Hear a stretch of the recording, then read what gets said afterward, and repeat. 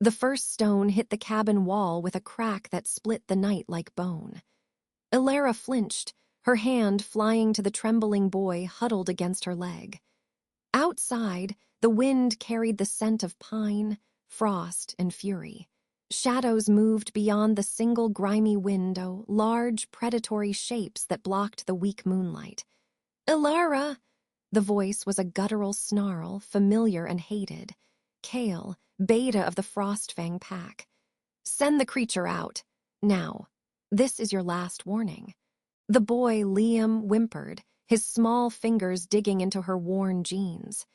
He was 7, all sharp angles and wide, silent eyes that had seen too much. He didn't smell like them. That was his crime. In a world ruled by scent and bloodline, he carried the faint, foreign trace of mountain ash and rain, a signature belonging to no known pack. "He's a child, Kale," Ilara called back, her voice steadier than her hands. She could feel her own wolf, a caged and desperate thing, raking against her ribs. "Run. Fight. Protect." "He's a stain," another voice jeered. Myrn, her former friend, her voice now dripping with venomous glee.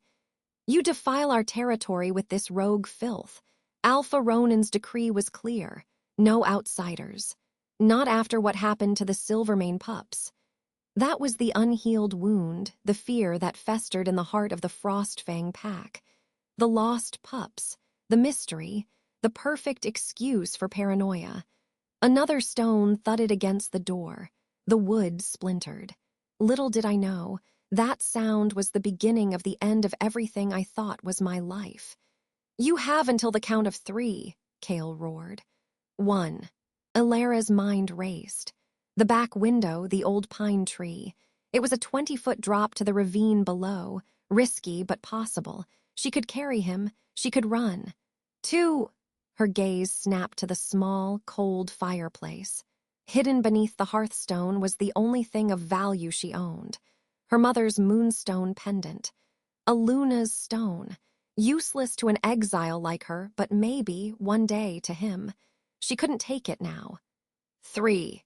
The door exploded inward in a shower of splinters and snarling fury. Kale filled the doorway. His massive frame shifted into the deadly hybrid form, taller than a man, covered in coarse gray fur, claws like black daggers. His yellow eyes glowed with triumph. Behind him, 3 other pack warriors, including Myrn, her pretty face twisted in a wolfish sneer. "You chose, Ilara," Kale growled, saliva dripping from his extended maw. "You always choose wrong." Ilara shoved Liam behind her, baring her own teeth. A low, warning growl vibrated in her throat.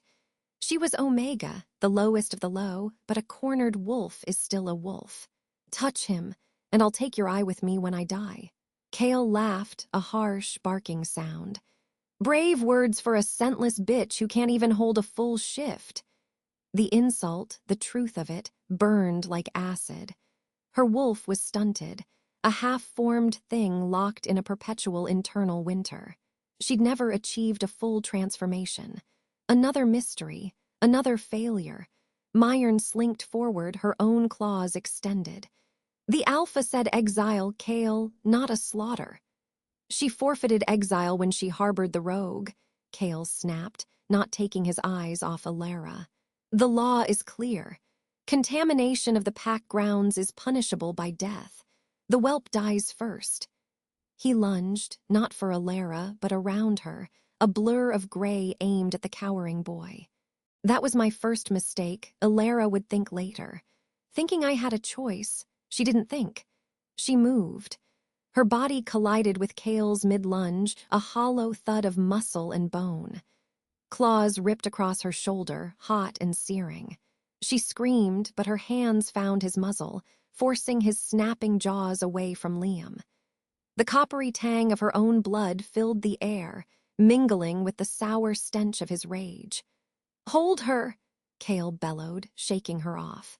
Rough hands, Myrn's hands, grabbed her arms, yanking her back. Another warrior, Jax, a silent mountain of a man, pinned her. She fought, bucking, kicking, her wolf howling inside a prison of flesh and futility. She saw Kale advance on Liam, who was pressed against the wall, silent tears cutting tracks through the dirt on his face. "Please," Alara sobbed, the word torn from her. "He's just a child. I'll go, I'll disappear. Just let him live." Kale's claw hovered over Liam's throat. "Your pleas are as worthless as your bloodline." A new sound cut through the chaos. Not a growl, not a snarl. A low, resonant chuff from the doorway. Every head turned. A man stood there, backlit by the moon. He hadn't been there a second before. He was simply present. He was enormous, not just in height but in presence, as if the very air thickened around him. He wore simple, dark travel clothes, dusted with frost. His hair was black as a moonless night, shot through with silver at the temples. His face was all harsh planes and uncompromising angles, a landscape carved by time and violence. But it was his eyes that stopped Alara's heart. They were the color of molten amber, and they held a calm, terrifying gravity. They swept the room, over the broken door, the struggling Alara, the terrified child, the poised claw of the beta. His gaze settled on Kale. No one moved. The wind outside died. The only sound was Alara's ragged breathing and the frantic drum of her heartbeat in her ears. "Explain," the stranger said. His voice was deep, a rumble that seemed to originate from the earth itself. It wasn't loud. It was absolute. Kale, to his credit, didn't back down, though his claw lowered an inch. "This is Frostfang Pack business, rogue. Move on. This doesn't concern you." The stranger took one step into the cabin. The floorboards groaned in protest. That single step felt like a seismic shift. "You have your claw at the throat of a pup who carries no wolf scent. That concerns me." "He's an outsider, a contaminant," Myron shrilled from behind Alara. "Our alpha has decreed—" "Your alpha," the stranger interrupted, his amber eyes flicking to Myron with a disdain that made her flinch, "is not here." He returned his focus to Kale. You are the one poised to kill a helpless child. That makes it your act, your shame." Kale snarled, his confidence returning. "Who are you to speak of pack law? You smell of nothing." "You are nothing." A faint, almost imperceptible smile touched the stranger's lips. It held no warmth. "A common mistake." He did nothing Alara could see. He didn't growl. He didn't shift. He simply exhaled. And his scent washed over the room. It wasn't a smell of pine or frost or musk. It was the scent of deep earth after a quake, of ozone after a lightning strike, of absolute primordial authority. It was alpha, but not just any alpha. It was the scent of pure, undiluted dominance, so potent it was a physical weight, pressing the air from Alara's lungs. Her own stunted wolf didn't just react, it prostrated itself, a whimper of instinctual submission echoing in her soul. Kale stumbled back as if struck, his hybrid form melting away in a ripple of shocked flesh, leaving him pale and human on his knees. Jax released Alara, falling to one knee head bowed. Myron gasped, a wet, terrified sound. The stranger's gaze never left Kale. "You know what I am now." Kale, trembling, could only nod. "Why, yes, Alpha." "The pup," the Alpha said, his voice still that quiet, devastating rumble. "Why was he marked for death?" He was found in the eastern woods. Alone, he smells wrong. Our Alpha, Ronan, fears another attack, like the Silvermane pups. He forbade any outsider contact." The Alpha's eyes narrowed. "Silvermane. The neighboring pack." "Yes, their Alpha's heirs were taken from a guarded den 2 moons ago. No scent, no trace. Our pack is on high alert. This one," Kale gestured weakly to Liam, "he is a risk we cannot take." The Alpha was silent for a long moment, his gaze now on Liam, who stared back with those ancient, silent eyes. The amber eyes softened just a fraction. "He is a child, not a weapon." He then turned his gaze to Alara. For the first time, she was the sole focus of that terrifying, beautiful attention. It felt like being seen, truly seen, for the first time in her life. He took in her bleeding shoulder, her defiance, her fear.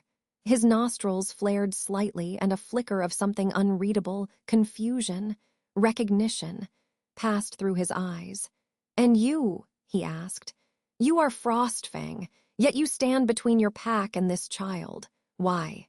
Alara found her voice, though it was a ragged thing. "Because he was alone and cold and no one else would." The Alpha studied her. "What is your name?" "Alara." "Your rank?" She lifted her chin, ignoring the throb of her wound. "Omega." He nodded slowly, as if that explained much. His eyes drifted to the blood on her shoulder, then back to her face. A strange tension tightened the line of his jaw. "You are injured." Before she could speak, he was moving. He crossed the small space in 2 strides, ignoring the kneeling, terrified Frostfang wolves. He stopped before her, his proximity making her head spin. His scent was overwhelming, power, stability, a terrifying safety. He reached out, his fingers hovering near the torn fabric of her shirt and the gashes beneath. "This needs tending," he murmured, more to himself than to her. His touch, when it finally made contact, was not on her wound. His fingertips, calloused and warm, brushed a stray strand of hair from her cheek, tucking it behind her ear. A jolt, white-hot and seismic, arced through her body. It wasn't pain. It was something far more fundamental. Her breath hitched. Her wolf, always silent and dormant, surged inside her, not with fear, but with a deafening, singular cry of "mine." The word echoed in her skull, not in her voice, but in a deep, resonant growl that felt both foreign and intimately familiar. The Alpha's hand froze.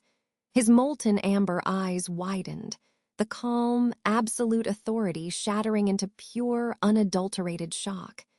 He stared at her as if seeing a ghost, a miracle, a catastrophe. His own chest hitched, and for the first time he looked unmoored. "What?" he breathed, the word barely audible. His gaze dropped to where his fingers still hovered near her skin, then snapped back to her eyes, searching, desperate. "What is your mother's name?" Alara was too stunned to answer. The connection, the electric, undeniable pull between them, was a live wire. It sang in her blood, a maddening, glorious tune she didn't know the words to. From the floor, Cale found his voice, laced with new horror. "No, it can't be. The Exile's daughter, the Alpha, said you were dead." The Alpha's head whipped toward Cale, the shock on his face solidifying into something dark and deadly. "What did you say?" But Cale was staring past him, out the shattered door, his face a mask of dawning terror. The sound of howls, dozens of them, the full might of the Frostfang pack, erupted from the tree line, closing in fast. Alpha Ronan had arrived. The stranger, her stranger, turned back to Alara. The revelation in his eyes was now mixed with a ferocious, protective rage. He placed his large body squarely between her and the door, his broad back to the coming threat. He looked down at her, his voice dropping to a low, urgent vow that vibrated in the very marrow of her bones.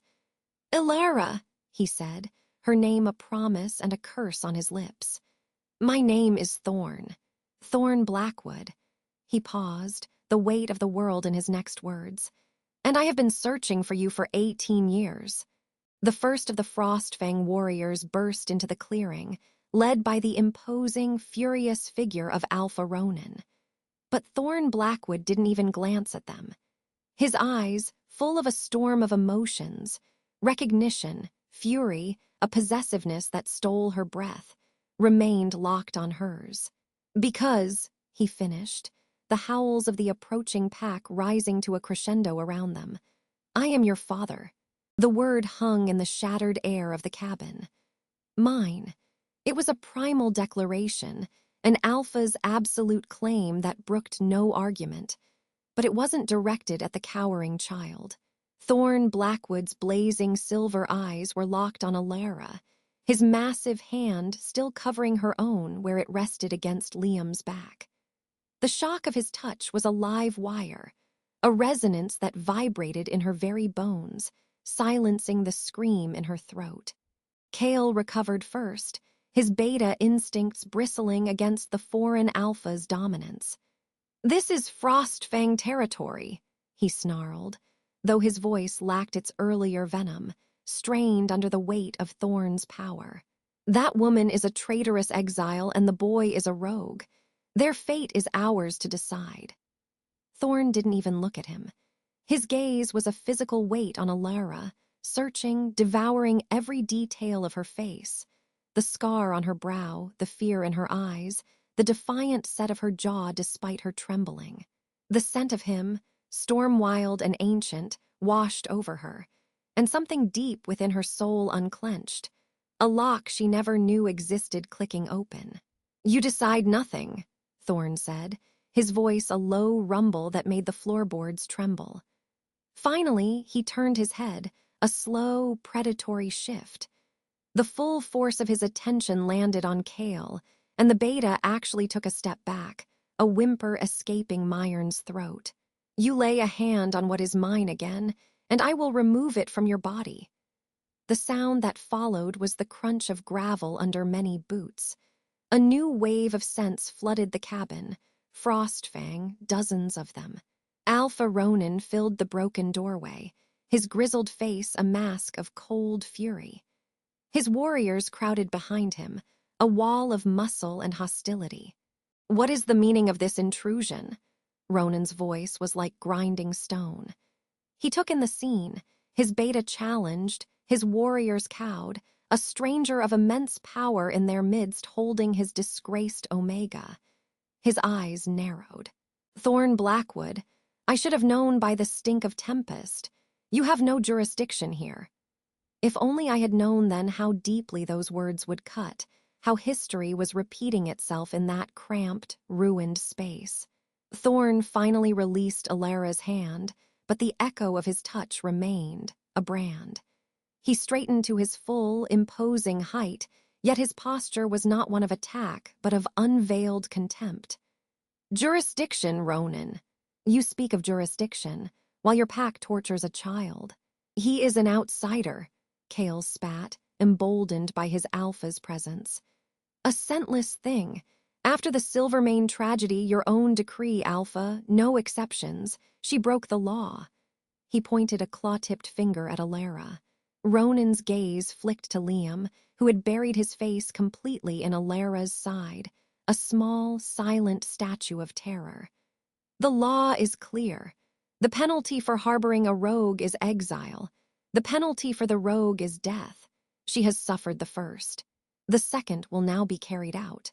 No, the thought was a silent scream in Alara's mind. Her arms tightened around Liam. She looked from Ronan's implacable face to Thorn's profile, a cliff of anger. This was it. The pack had come. The law was here. Her father, the word was still impossible, surreal, was one against many. "You will not touch him," Thorn said, and the temperature in the room seemed to drop. "You cannot stop us all, Blackwood," Ronan growled, his own alpha power rising to meet Thorn's. The air crackled with the pressure of two dominant wills clashing. Warriors growled, low and uneasy. "Can I not?" Thorn's lip curled. Then he did something unexpected. He looked back at Alara, and his voice when he spoke to her was different.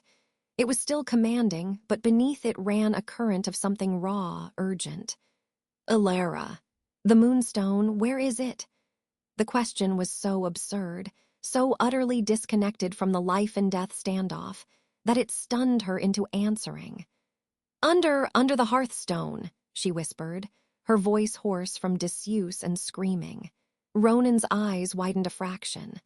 "Moonstone?" Thorn ignored him. "Jax," he commanded, and the massive warrior, still holding Alara's arm, flinched at being addressed directly by the foreign alpha. "Release her. Retrieve it." Jax looked to his alpha. Ronan, suspicion etched deep into his features, gave a sharp, curt nod. He wanted to see this. Jax let go and moved to the fireplace, heaving up the heavy stone with a grunt. His large hand emerged, clutching the leather cord. The dull, gray moonstone pendant swung into the firelight. A collective inhale came from the older Frostfang members. Myrn's sneer faltered. Kale looked confused. Ronan's face went pale. "That is a Frostfang artifact," Ronan breathed. "Stolen decades ago. How?" "It was not stolen," Thorn's voice cut through, final as a guillotine. "It was left, as a promise, as a beacon." He took the pendant from Jax's numb fingers. The simple stone looked insignificant in his powerful hand. "It reacts to bloodline, to true-born heirs." He closed his fist around it. Nothing happened. He opened his hand. The stone was still a lifeless gray. A flicker of doubt crossed Kale's face, a sneer returning to Myrn's. Then Thorn stepped to Alara. "Your hand," he said, not a request, but a solemn order. Trembling, Alara lifted her free hand, the one not clinging to Liam. Thorn placed the cold moonstone in her palm and folded her fingers over it. What happened next changed everything. A warmth, gentle at first, then pulsing, bloomed against her skin. A soft, celestial blue light seeped through the cracks between her fingers. Gasps echoed in the cabin. Alara opened her hand. The moonstone was glowing, lit from within by a tiny, captured star, its light dancing across her tear-streaked face and wide, silver eyes that mirrored the man standing before her. The proof was irrefutable, shining in her palm. 18 years ago, Thorn's voice boomed, filled with a grief and rage that had been festering for decades. Your pack treated with mine. An alliance was brokered, sealed by a mating. My fated mate, Lyra, was given to your beta, Corvin, to strengthen your bloodline. Ronan's jaw was clenched, a muscle ticking. This was old, buried history. She bore him a daughter, Thorn continued, his gaze never leaving Alara. But Lyra wrote to me. She feared for the child. The child was different, slow to shift, deemed weak, a disappointment to a pack that valued only strength. The contempt in his voice could have melted iron. When Lyra died under mysterious circumstances, I came. I demanded my child. You refused. You hid her. You told me she had died with her mother. You broke the alliance and sent me from your borders with lies. The glowing moonstone in Alara's hand felt like a heart, beating in time with her own. Liam peeked out, mesmerized by the light. You didn't just exile an Omega for breaking a law, Ronan, Thorn finished, the quiet words more terrifying than any shout. You exiled my daughter. Your pack stole her, hid her, and made her a slave. And now you would kill the child under her protection. He laughed, a cold, bitter sound. Your paranoia after the Silvermane kidnappings is not caution. It is a guilty conscience. You fear what you have done to others being done to you. The accusation landed like a bomb. Ronan's fury was incandescent. You dare. I dare everything for what is mine, Thorn thundered. The storm sent around him intensified, and outside the wind howled in sympathy, rattling the broken shutters. The exile is null. The law is void. She is under my protection. The boy is under her protection, and therefore under mine. You will stand down. The standoff was absolute. 2 alphas, a pack of warriors, a trembling Omega, and a silent child caught in the middle. The glowing moonstone was the only truth in the room. Ronan's eyes darted from the stone to Alara's face, seeing the resemblance he had been blind to for years. He saw not a weak Omega, but a living, breathing testament to his pack's deceit. The political ramifications were catastrophic. An interpack war with an alpha as powerful as Thorn Blackwood was a suicide mission. He made a calculation, his fury cooling into icy pragmatism. The exile may be reconsidered, he grated out, each word tasting of ash. given this revelation. But the boy remains. He is not of your blood. He is a risk we cannot take. Hand him over and the she-wolf may go with you. That is my final offer. Ilara's heart stopped. A trade. Her freedom for Liam's life. The old, ingrained Omega instinct to obey her alpha ward with a new, ferocious instinct roaring to life inside her. A protective fury that felt like her father's. She clutched Liam closer. No, it was a whisper, but it rang in the silent cabin. No, she repeated, stronger, finding her voice. She looked not at Ronan, but at Thorn. Would he understand? Would this newfound father, who valued strength, see her defiance as courage, or as the weakness she'd always been accused of? Thorn looked at her.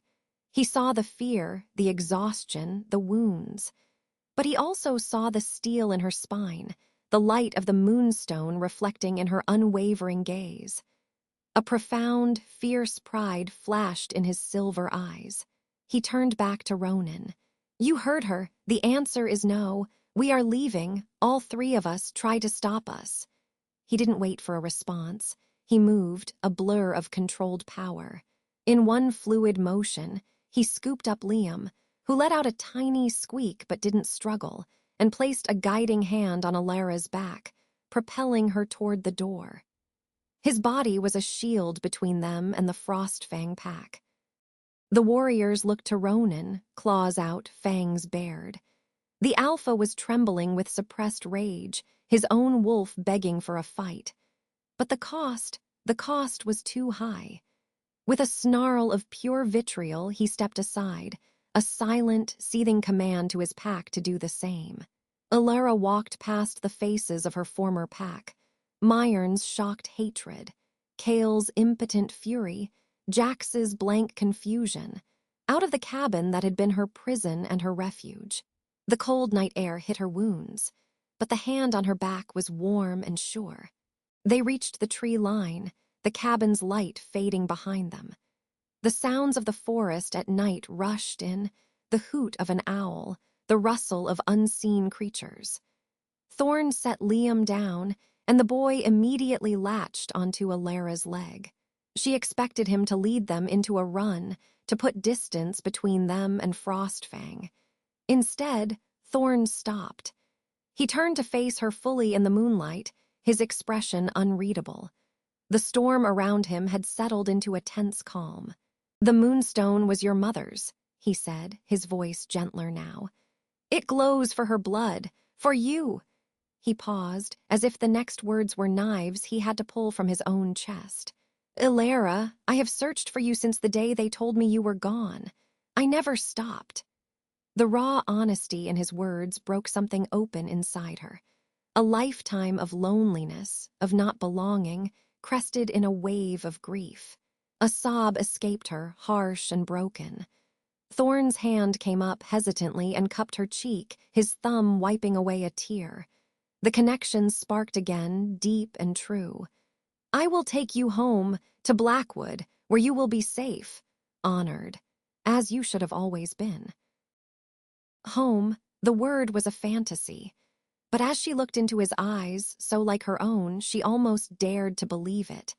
Then Liam tugged on her tunic. He wasn't looking at her or Thorn. He was staring back toward the Frostfang territory, his small body rigid with a new kind of terror. He lifted a trembling finger, pointing into the dark woods east of the cabin, toward the dense, mountainous region that bordered Silvermane land. Following his gaze, Ilara saw nothing but shadows.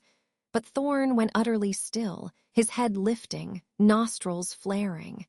His eyes glowed in the dark, wolf-like and intense. What is it? Ilara whispered, the newfound hope freezing in her veins. Thorn's voice was a low growl, filled with a dawning, horrific understanding. Ash and rain and blood. He looked down at Liam, his expression shifting from protective father to tactical alpha. That is his scent, isn't it? The scent you carry. It's not just his scent. He knelt before the terrified boy, his immense presence somehow making himself smaller. Liam, he said, the command softened by urgency. Where did you come from? Who left you in those woods? Liam's lips parted. For a week he had been utterly silent. Now a single, choked, haunted word whispered out, carried away by the wind but reaching their enhanced hearing with perfect, chilling clarity. Cage. And from the direction he pointed, deep in the forbidden pines, a long, mournful howl rose into the night. A howl that was not wolf, not quite, but something twisted and wrong. It was answered by another, closer. Thorn was on his feet in an instant, pushing Alara and Liam behind him, his body once again a barrier. But his face, illuminated by the moon, showed not fear, but a grim, furious resolution.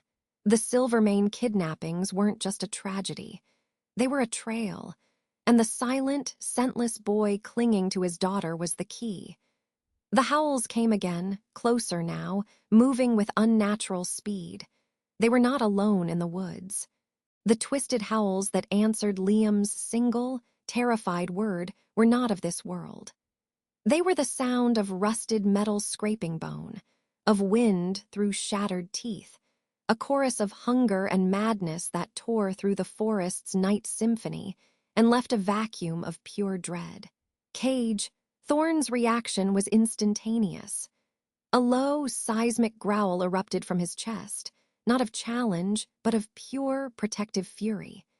He moved, a blur of shadow and muscle, placing his massive body between the direction of the howls and Alara, who clutched Liam against her, the boy's small frame trembling violently.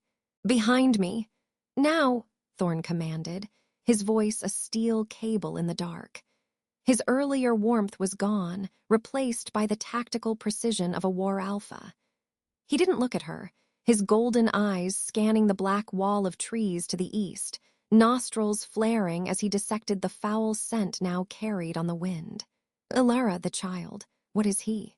"He's just a boy," Alara whispered, her own heart a frantic drum against her ribs. The adrenaline from the cabin confrontation had not faded. It had merely mutated into a new, more primal terror. She looked down at Liam's pale face, his eyes wide and unseeing, locked on some internal horror. "He was alone. He has no wolf. I found him in the eastern woods." "He carries a trail," Thorn snarled softly. The scent of mountain ash and rain was now underscored by something else, something that made the hackles rise on even his powerful form, old blood, iron, and despair. "That is not his scent. It is the scent of the place that held him. He is a marker, a beacon." The howls came again, closer this time, from multiple points. They were moving fast, flanking. The forest fell silent. No owl hooted, no cricket chirped. The world was holding its breath. "We cannot outrun them, not with the child," Thorn stated, his mind racing. He glanced at Alara, taking in her wounded leg, her exhaustion. The moonstone pendant at her throat pulsed with a soft, steady light, a stark contrast to the surrounding menace. His daughter, the ferocity of that claim now had a tangible, immediate threat. "We stand. You will stay at my back. You will not engage. Do you understand?" Alara nodded, her throat too tight for words. This was an alpha's order, but it felt different from Kale's vicious commands or Ronan's cold decrees. This was strategy, woven with a thread of desperate care. She set Liam down, pushing him gently behind her legs, ignoring the shriek of pain from her own. She was an omega, scentless, shiftless, but she was not helpless. Her hand closed around the rough handle of the fire poker she'd snatched up in the cabin, its weight a pathetic comfort. Thorn's form began to shimmer, the air around him distorting with heat and power. His shift was not the prolonged, bone-cracking agony Alara was used to witnessing in the Frostfang pack. It was a swift, terrifyingly efficient transformation. One moment he was a man, the next a wolf of colossal size, his fur a deep, shadowy charcoal, his eyes twin molten suns. He was larger than any wolf she had ever seen, his presence an avalanche of dominance that pressed against the approaching wrongness. The first creature broke from the tree line. It was wolf-like but wrong. Its limbs were too long, too thin, moving with a jerky, insectal gait. Its pelt was patchy, mange-ridden, and glistened with a sickly dampness in the moonlight. But its eyes were the worst. No animal intelligence, no wolfish spirit, just a flat, hungry void. It opened its maw, and the twisted howl ripped from it again, a sound that scratched at the mind. Two more emerged, then a fourth, slinking from the shadows. They fanned out, surrounding the small clearing where Thorn stood as an immovable bulwark.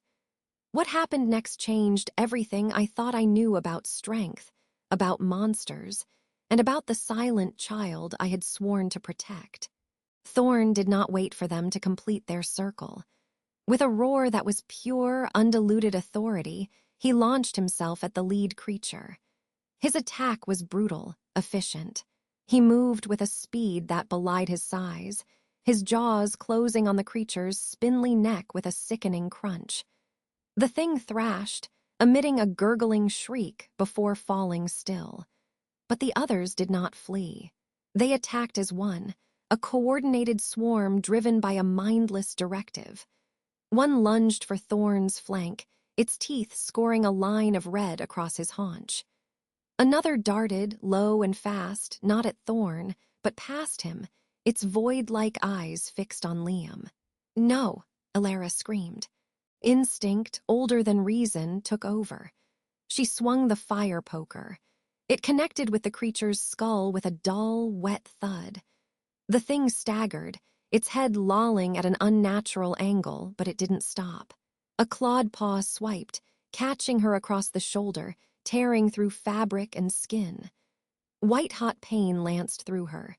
She stumbled back, colliding with Liam, who let out a muffled whimper. The creature loomed over them, its rancid breath hot on her face. This was it. This was how she would die, not by exile, but by this abomination. She tightened her grip on the poker, preparing for a futile last strike.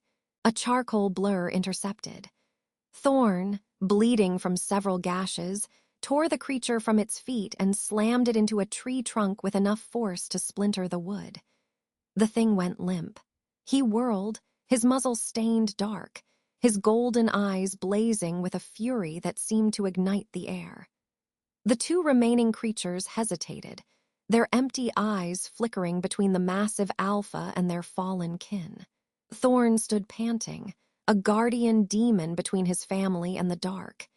He let out a growl so deep, so laden with promised annihilation, that the very ground seemed to vibrate. The creatures took a step back. Then Liam made a sound, a small, broken whimper that rose into a word. "Run." He wasn't looking at the creatures. He was pointing east again, past the tree line, deeper into the territory. His small body was rigid with a terror that transcended the immediate attack. From the direction he pointed, a new sound cut through the tense silence. Not a twisted howl. A whistle.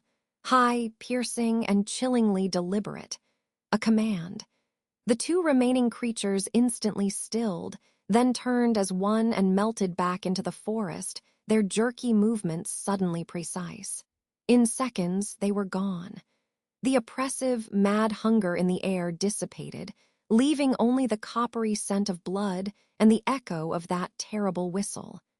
The sudden silence was deafening. Thorn shifted back, the process just as swift. He stood naked and bleeding, his body a map of claw marks, but his posture was no less formidable. He strode to Elara, his eyes scanning her wound. "You are hurt." "It's shallow," she breathed, though her whole arm was on fire. Her attention was on Liam. The boy had collapsed to his knees, his small hands pressed over his ears, rocking silently. She knelt beside him, ignoring her own pain. "Liam, sweetheart, they're gone, you're safe." Thorn's gaze followed hers, his expression grim. He called them, or his scent did, and that whistle called them off. He knelt, his movements careful, and inhaled near the boy. His brow furrowed. The scent is changing, fading. Now that the things are gone, the marker on him is dissipating. He looked at Alara, his golden eyes intense. He is not a wolf, but he is not merely human. He is prey that has been tagged.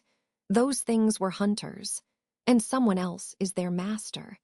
The implications settled over Alara like a shroud. The Silvermane pups, taken from a guarded den. No scent trail, no wolf could have done it. No outsiders, Ronan had decreed. But what if the threat wasn't an outsider pack? What if it was something else entirely? "The cage," she whispered, touching Liam's hair. Thorn nodded. "He escaped. They want him back, and they now know he is with us." He rose, his jaw set. "We cannot stay here. Ronan's retreat is tactical. He will have scouts watching. And now we have a new predator in the territory." He looked at Alara, his decision made. "Blackwood is 3 days' hard run to the north. It is the only safe ground. But with the child as a beacon," he trailed off, the unspoken danger hanging between them. "We can't leave him," Alara said, her voice firm. She met her father's gaze, the moonstone warm between them. "You didn't leave me." A profound emotion flickered in Thorn's eyes. He gave a single, sharp nod. "Then we run, and we hope his scent fades before their master decides to retrieve his property personally." He offered her a hand. "Can you run?" Alara took it, letting him pull her up. Her legs screamed in protest. "I have to." Thorn moved quickly. He found a small stream nearby and cleaned their wounds with a brisk, clinical efficiency. He fashioned a crude sling for Liam from torn cloth, securing the silent, traumatized boy against Alara's uninjured side to free her hands. As he worked, he spoke, his voice low. "The alliance with Frostfang was brokered 18 years ago. My father was Alpha then. Lyra was my fated mate, but she was also a political pawn. To secure peace, she was given to Frostfang's beta, Corvin." He didn't look at her, focusing on tying a knot. "I was young, furious, but bound by my father's law. I was told she bore a child, a weak Omega daughter, and that the child died with Lyra in a winter fever. I felt her loss through the mate bond, a severing so final I believed it." His hands stilled for a moment. "I was lied to. The fever was a cover. Lyra must have feared for you. She hid your true nature, let them believe you were scentless, weak. She must have known Ronan and Corvin would never let a Blackwood heir live in their pack. She was protecting you the only way she could."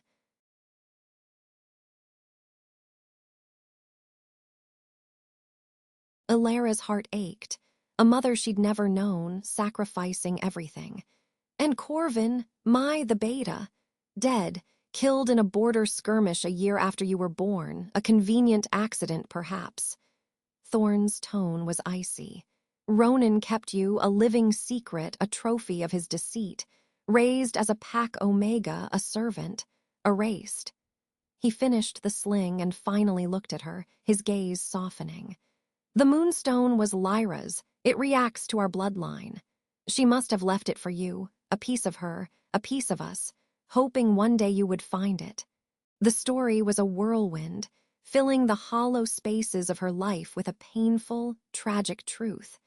She had never belonged to Frostfang because she had been stolen from Blackwood. Her exile was not an end, but the beginning of a reckoning.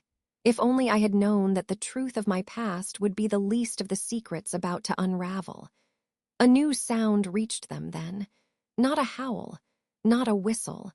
The distant, furious baying of Frostfang wolves on a hunt. Ronan had not retreated. He had regrouped. "He's coming for the child," Thorn said, his voice grim. "To salvage his pride and erase the witness to his humiliation. We run, now." They moved, Thorn taking the lead, setting a punishing pace through the dense undergrowth. Alara followed, every step agony, Liam a heavy, silent weight against her. They were a fugitive trio, a reclaimed alpha heir, a stolen child, and a king returned from a myth. The forest, once her only home, was now a labyrinth of threats from both her past and a terrifying, unknown future. They ran for hours, the sounds of the Frostfang hunt sometimes fading, sometimes growing ominously closer. Thorn navigated with an innate sense of the land, avoiding open ground, using streams to mask their scent. As dawn tinged the sky with pale gray, they reached the jagged foothills that marked the northern edge of Frostfang territory. Below them lay a narrow, rocky valley, the pass that led to Blackwood lands. Thorn stopped at the ridge, helping Alara over the last crest. She collapsed onto a flat rock, gasping, her body a symphony of pain. Liam, still in the sling, had finally fallen into an exhausted sleep. "We cross this valley, and we are under the protection of Blackwood sentinels," Thorn said, scanning the pass below. "We rest here for a moment, just a moment." But as the first light of dawn illuminated the valley floor, Alara saw it. Her breath caught in her throat. The pass was not empty. Dozens of figures stood in silent, orderly ranks, blocking the way north. They were wolves in human form, armed and armored not in furs, but in dark leather and polished steel. At their forefront stood a woman with hair the color of winter frost, her posture one of unwavering authority. Their banners, hanging still in the dawn air, bore a familiar emblem, a silver crescent moon cradled in mountain peaks. Silvermane. This was not a patrol. It was an army. Thorn's body went rigid beside her. "No," he breathed, a note of stark disbelief in his voice. The frost-haired woman took a step forward, her voice carrying clearly on the thin mountain air, cold and sharp as a blade. "Thorn Blackwood, you cross this pass with the stolen child. Stand down and surrender him. The Silvermane Pack does not ask twice." Alara's blood ran cold. She looked from the army below to Liam's sleeping face, to her father's stunned expression. The Silvermane Pack wasn't searching for their lost pups. They were hunting Liam, and they believed Thorn Blackwood had taken him. The Silvermane army stood like a wall of living steel, blocking the dawnlit pass. The accusation hung in the cold air, sharper than the blades they held. Thorn stole the child. Alara's mind reeled. This wasn't a search party. This was a hunt, and they believed her father was the predator. "You are mistaken," Thorn's voice rolled out, a low thunder that didn't shout, yet carried to every wolf on the ridge. He kept his body angled, a living shield between the Silvermane line and where Alara crouched with Liam. The boy was a statue of terror, his small fingers digging into her arm. The frost-haired woman took a step forward, her armor glinting. "Mistaken. We tracked the outsiders sent from the eastern bluffs to your border, Blackwood. Now he is with you. The conclusion is simple. You took him from the cage to use for your own ends. Return him. Now." The cage. The word sent a visible shudder through Liam. Alara pulled him closer, her own heart hammering against her ribs. The creatures, the whistle, the master, and now an entire pack accusing Thorn. It was a frame, a perfect, deadly frame. "I found the child lost and terrified within Frostfang territory," Thorn stated, his tone leaving no room for debate. "He was being hunted by twisted things that answer to a whistle, things that are not wolf. I am taking him and my daughter to safety." A ripple went through the Silvermane ranks at the word daughter. The frost-haired woman's icy eyes flicked to Alara, scanning her battered form, her lack of wolf scent, then dismissed her as irrelevant. "A convenient story. The cage's hunters are relentless. That you survived an encounter only proves your strength and your guilt. The child is marked. He belongs to the cage. He is the key to finding what was taken from us." "Your pups," Alara breathed out, the connection slamming into her. The entire region lived in fear of the Silvermane kidnappings. If only she had known the two horrors were linked. The woman's gaze snapped to her. Yes, our Alpha's heirs. Taken from a den guarded by our best, without a sound, without a scent trail. Only one scent has ever been found near the sites of such disappearances. The scent of mountain ash, cold rain, and blood. His scent. She pointed a gauntleted finger at Liam. Liam whimpered, burying his face in Alara's side. The scent of his fear, that unique, foreign signature, wafted outward. Alara saw several Silvermane warriors inhale sharply, their eyes hardening with recognition and rage. "He is a child," Alara said, her voice stronger than she felt. "He is not a key, he is a victim." "He is a tool," the woman countered coldly. "And his masters used him to steal our future. Now he has escaped them and they hunt him. You shelter him, you draw those creatures to our lands. You are complicit. Last chance, Blackwood. Hand him over or we will take him from your corpse." The sound of 50 wolves drawing their weapons was a single, chilling rasp of metal. The morning birds fell silent. Thorn didn't move. "Ilara," he said, his voice a quiet command meant only for her. "The pendant, hold it tight." Her hand flew to the moonstone under her tunic.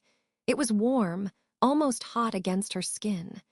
A low, subaudible growl began to emanate from Thorn, a vibration in the earth itself. The Silvermane horses stamped nervously.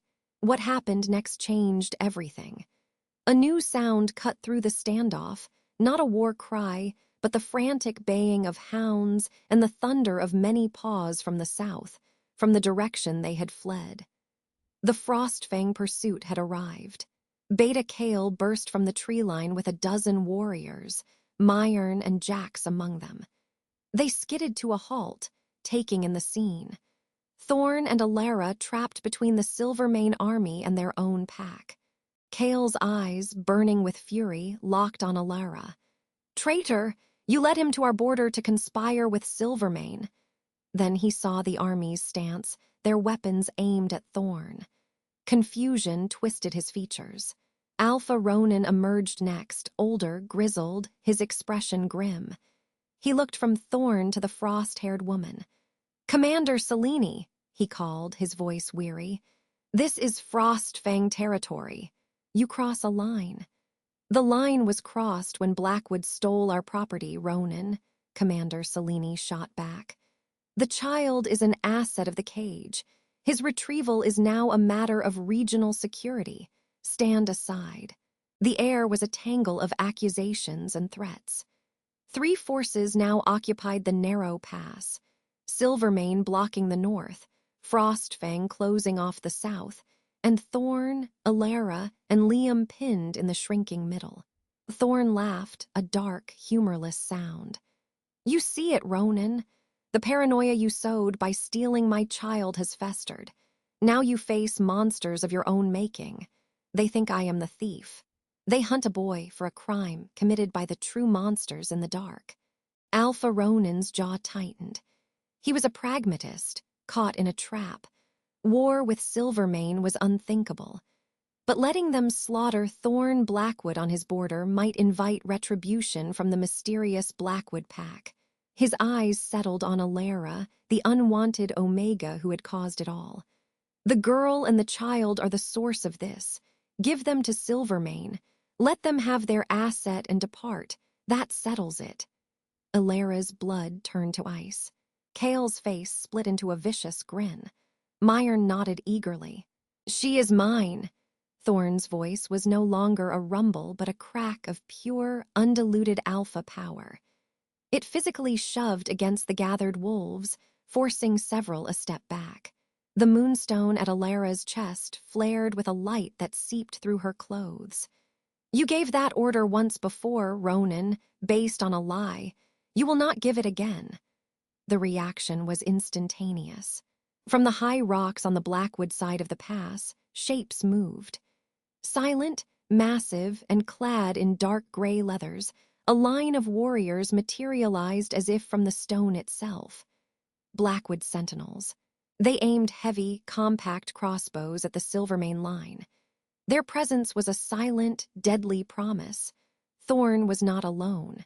The standoff was now a powder keg with 4 lit fuses. In the terrible, straining silence, Liam lifted his head. He was not looking at the armies, but past them, up into the jagged peaks that towered over the pass. His eyes were wide with a dread that went beyond the immediate danger. He spoke, his voice a raw, broken thread of sound. "They're coming!" No one heard him but Alara. She followed his gaze. For a moment, she saw nothing but rock and shadow. Then the shadow moved. A patch of darkness detached itself from a cliff face and began to flow, spider-like, downward. Then another, and another. "Father!" Alara whispered, the word foreign and urgent on her tongue. Thorn saw them. So did Commander Selene. Her cold composure shattered. "Hunters!" she screamed, her voice ringing with panic. "The cage's hunters, to arms!" The creatures from the clearing, the elongated, patch-furred things with void eyes, were swarming down the mountain walls, not by the dozens, but by the scores. They moved with a terrifying, coordinated silence, a living avalanche of twisted limbs and hunger. The rigid lines of the standoff exploded into chaos. Silvermane warriors wheeled their horses, facing the new threat from above. Frostfang wolves shifted in a cacophony of snapping bones and snarled curses, forming a ragged defensive circle. The Blackwood sentinels held their position, their crossbows now a high, piercing whistle shrieked across the pass, a sound that drilled into the brain. It did not call the creatures off. It directed them. The swarms split. One group descended upon the Silvermane flank with mindless ferocity. Alara saw a horse go down, screaming, as 3 creatures latched onto it. The second, larger group surged straight down the center of the pass, toward Liam. "The marker," Thorn roared. "They're homing in on his scent." He shifted. It was not like the Frostfang shifts, a process of pain and rearrangement. It was an explosion of power, a blur of midnight fur and immense muscle. A wolf of pure obsidian, larger than any she had ever seen, now stood where her father had been. He met the first wave of creatures with a roar that shook loose stones from the cliffs. The world became a nightmare of noise and blood. Alara dragged Liam behind a large boulder, her body covering his. She fumbled for the moonstone pendant, yanking it free. It blazed with a cool, silver light.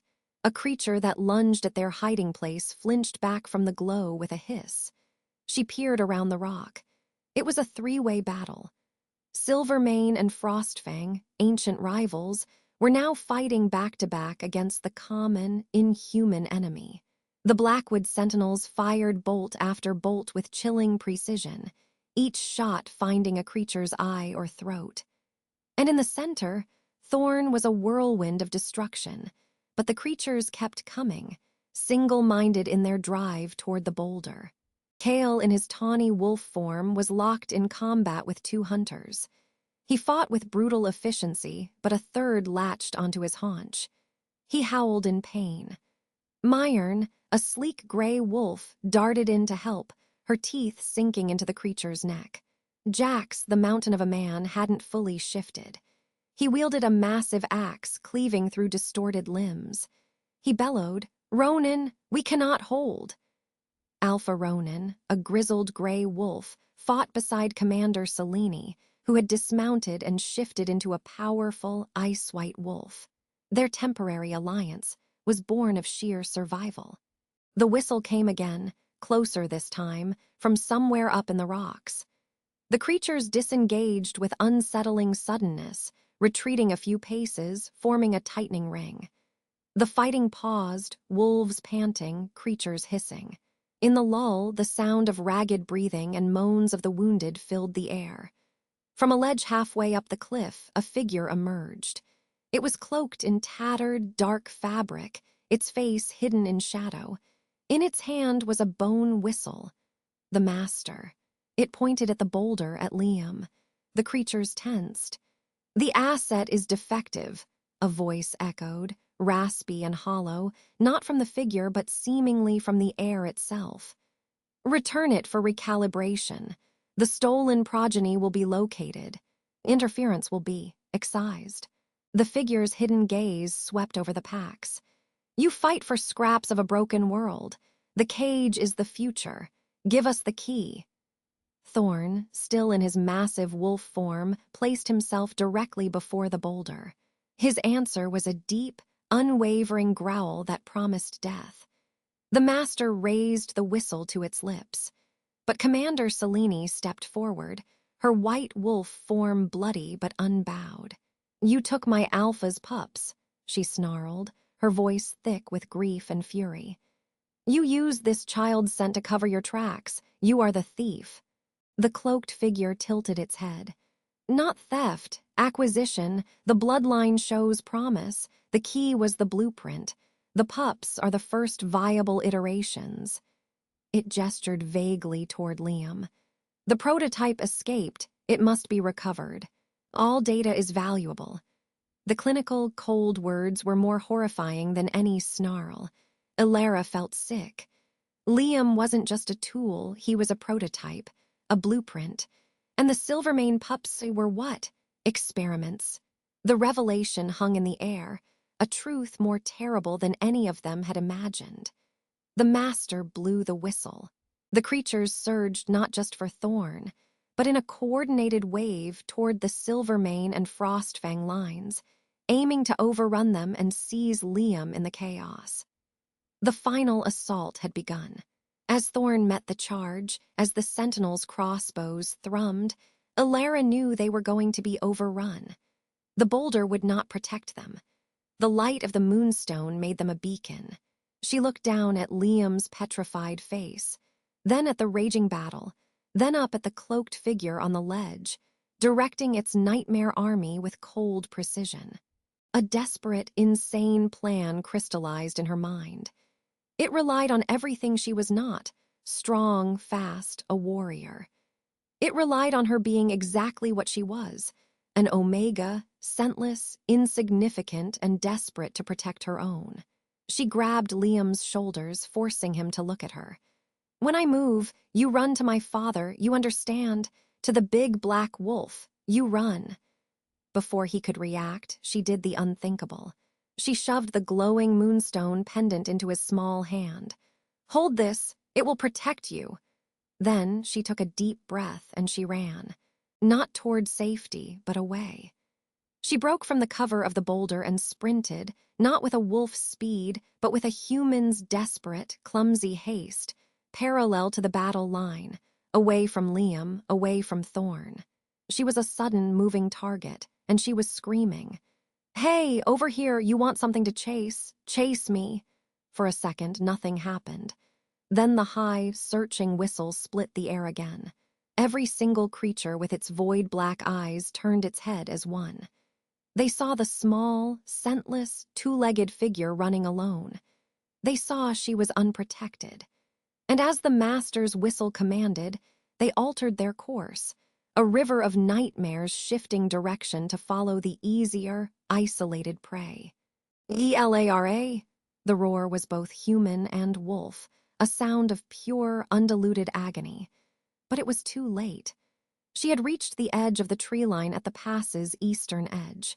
She glanced back once, saw the horde of elongated shadows flowing toward her, saw Thorn trying to fight his way through a sea of them to reach her, saw Liam, safe for a moment behind the wall of his father's fury. She met Thorn's eyes across the distance, a final, silent apology. Then she turned and plunged into the deep, dark woods, leading the monsters away, the sound of their scrabbling pursuit closing in behind her as the world went dark. The bone whistle's shriek died, leaving a silence more terrible than any roar. The master's words, prototype, viable iterations, hung in the air, a poison fog of understanding. What happened next changed everything. The hunters, a dozen twisted shadows, did not retreat. At a second, softer whistle from the cloaked figure on the ledge, they shifted. Their focus snapped from Liam, the defective asset, to the new variables. The Silvermane pups, the iterations, were here. in the army. The creature's void-like eyes fixed on the armored ranks, and a new, hungrier tension coiled through their malformed bodies. Commander Seleni's cold authority shattered into raw, maternal fury. "You!" she snarled, not at Thorn now, but at the ledge. Her gaze swept her own lines, where young warriors, too young, stood guard. Her heirs were among them. "You took them, you made them into what? Iterations." "Viable ones," the master corrected, the voice hollow, clinical. "A significant upgrade from the prototype, but the blueprint must be recovered. The data is incomplete." Alpha Ronin, his Frostfang warriors a tense wall at the mouth of the pass, bellowed, "This is beyond pack squabbles. These things are a blight." He was a pragmatist. The enemy of his enemy was, for this bloody moment, his ally. Thorn never took his eyes off the master. His voice was a low, carrying growl meant for all. "The alliance you broke, Ronin, the lie you told, it ends now. Your fight is here." He looked at Alara, his command absolute. "Stay behind me. Protect the boy." But the boy was the key. Liam trembled, his small hand clutching Alara's torn sleeve. He stared at the master, and a single, choked word escaped. "Cage!" The master raised the whistle.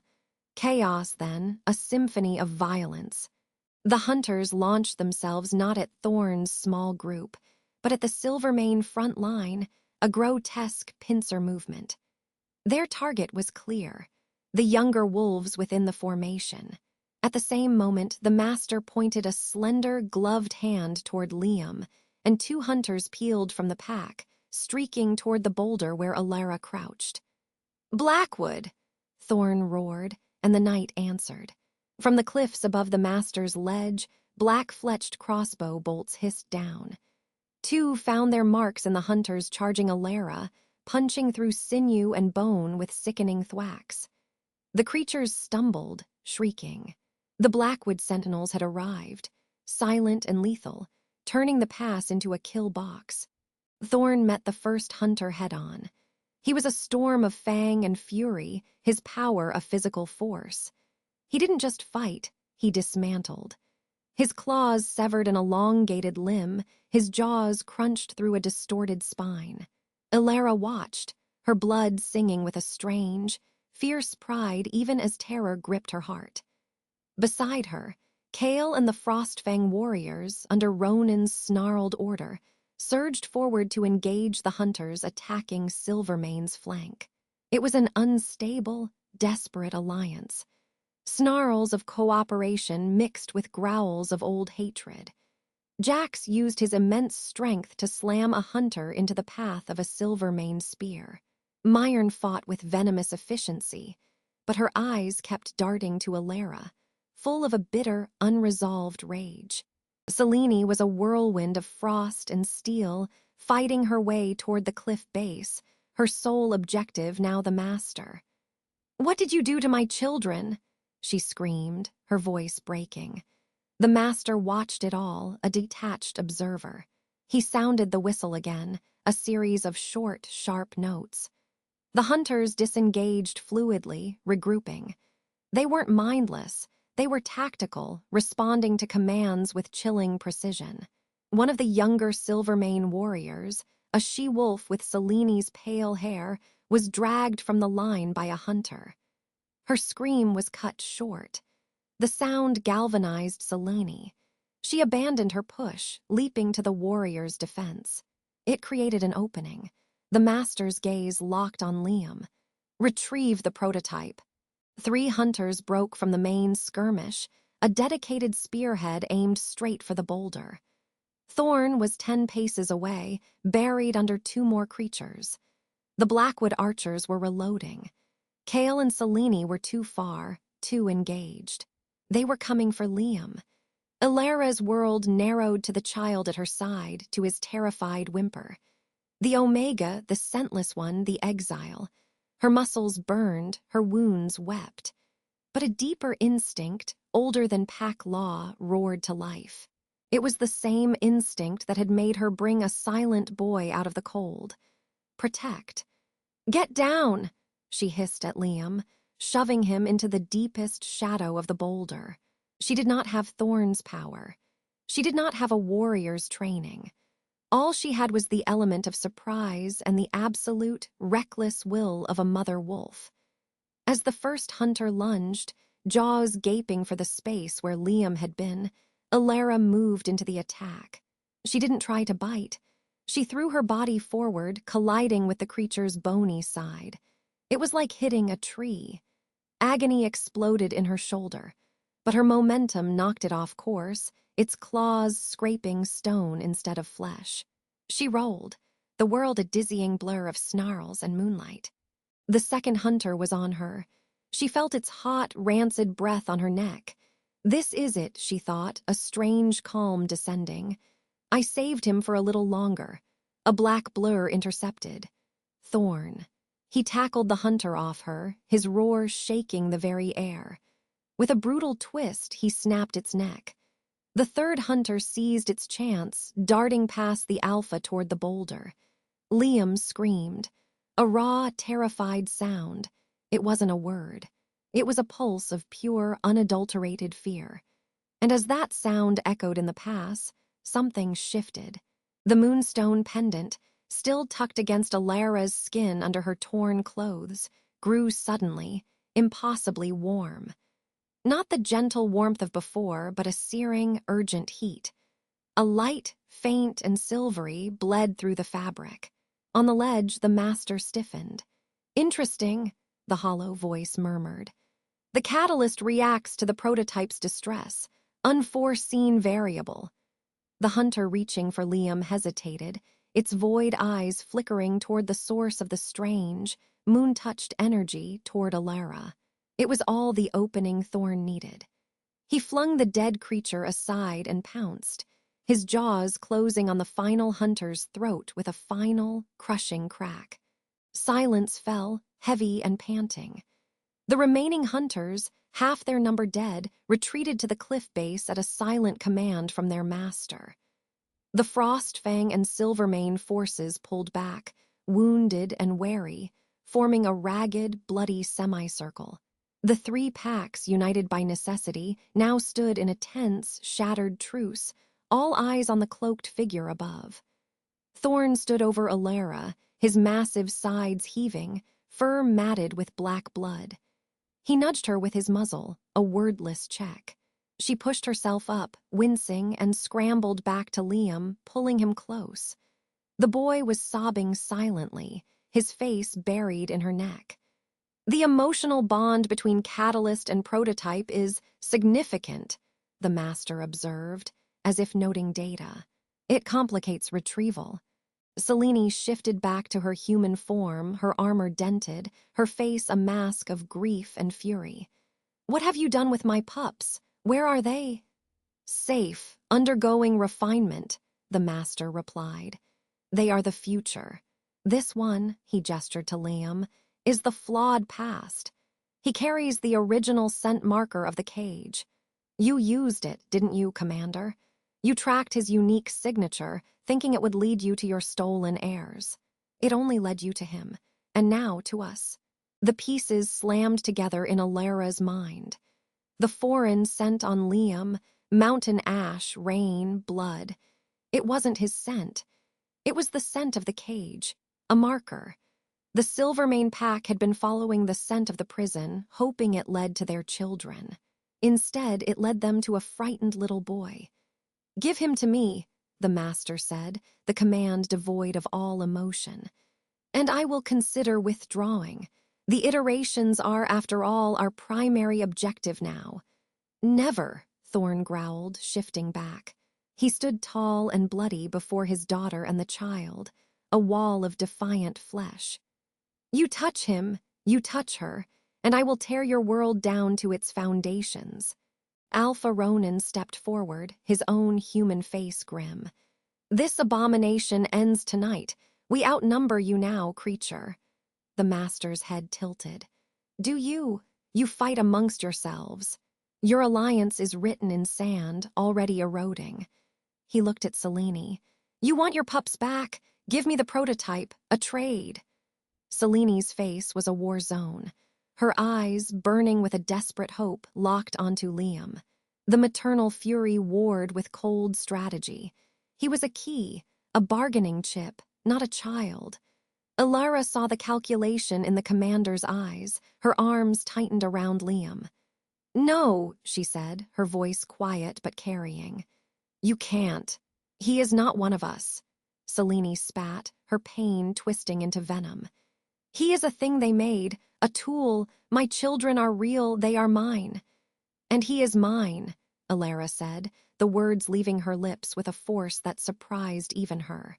They were not the possessive claim of an alpha. They were the fierce, unbreakable declaration of a guardian. She looked from Selene to the master, her heart hammering against the warming moonstone. "You don't get to have him," the master sighed, a faint, rustling sound. "Sentiment, the ultimate design flaw." He raised the bone whistle to his lips once more.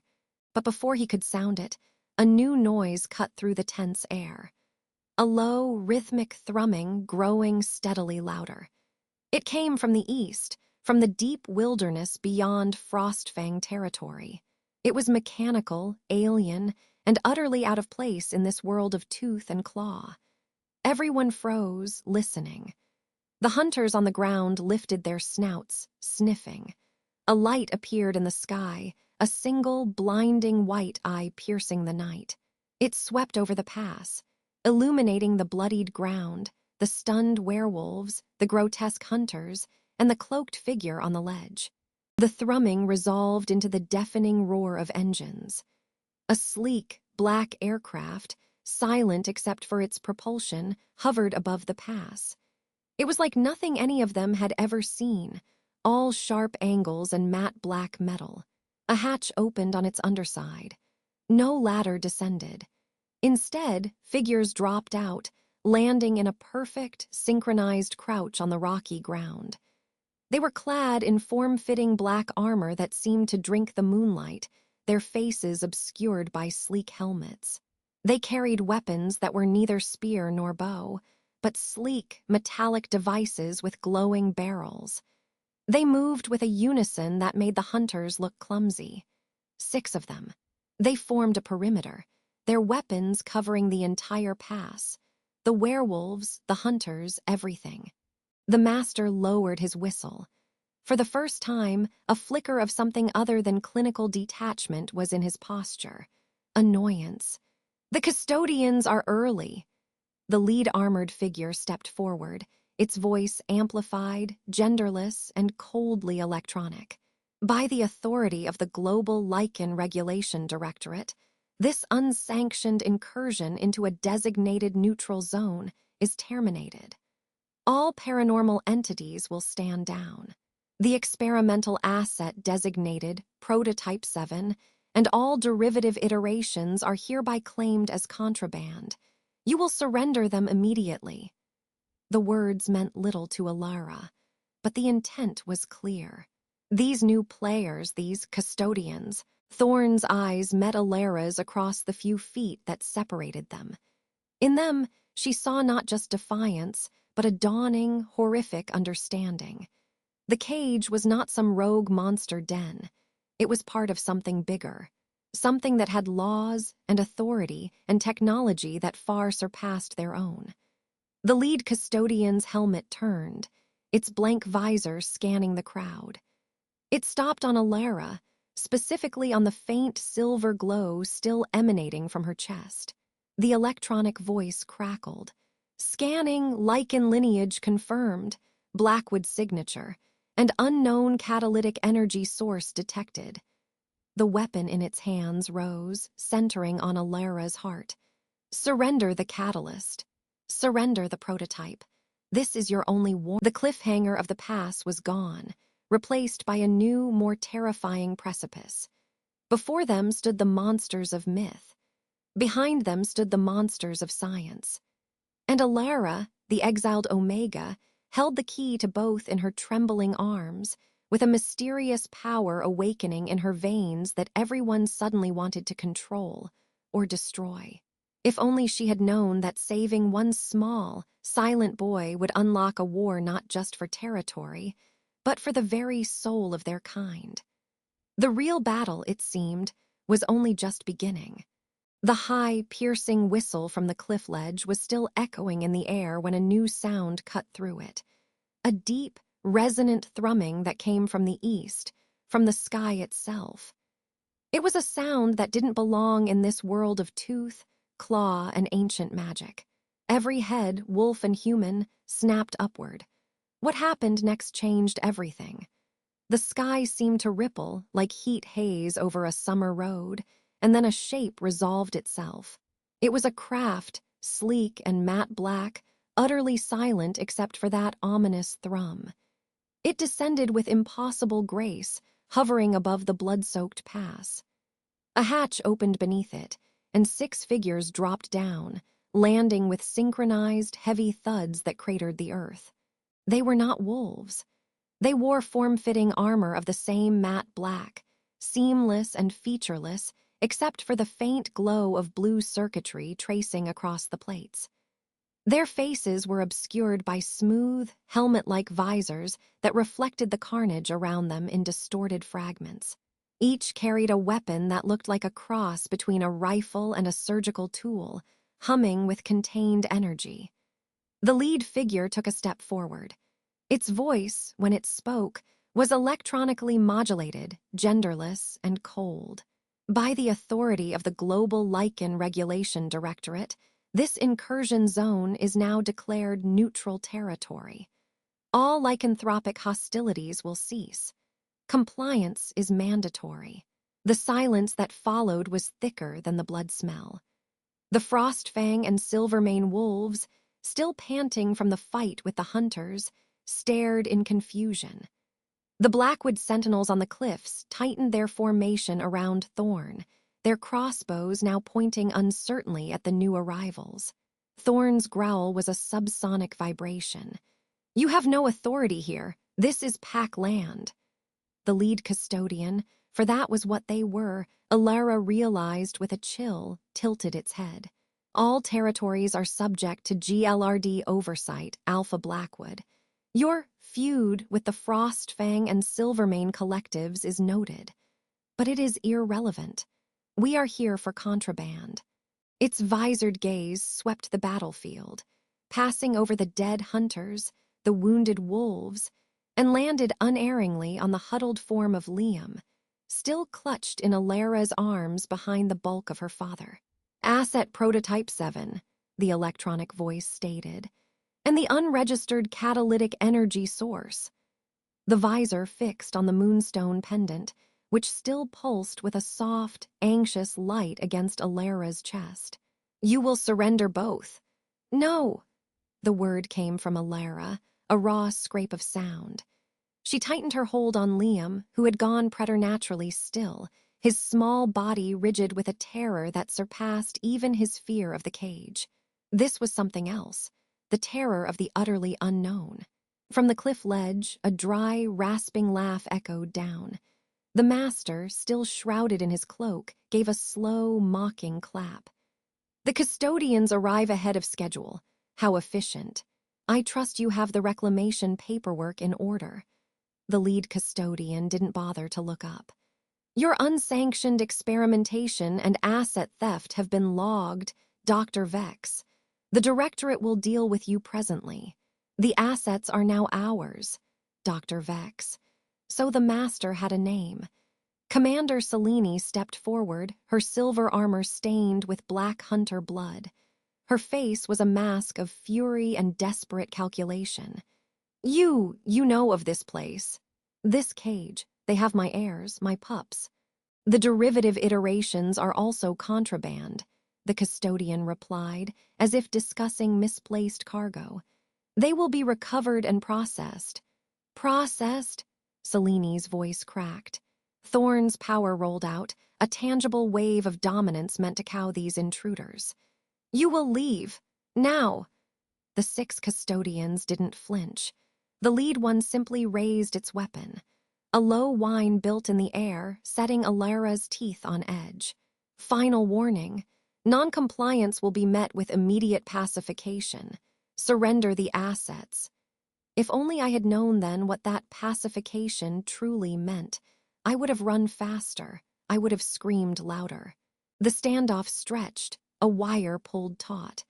Then Selene made her choice.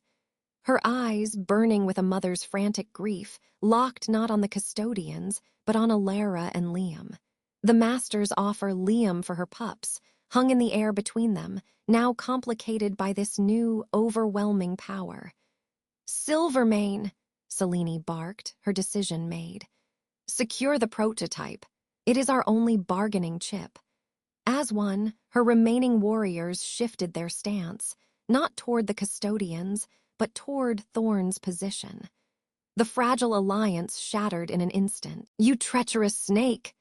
Kale snarled from where he stood with the battered Frostfang remnants, but Alpha Ronan gripped his shoulder, holding him back.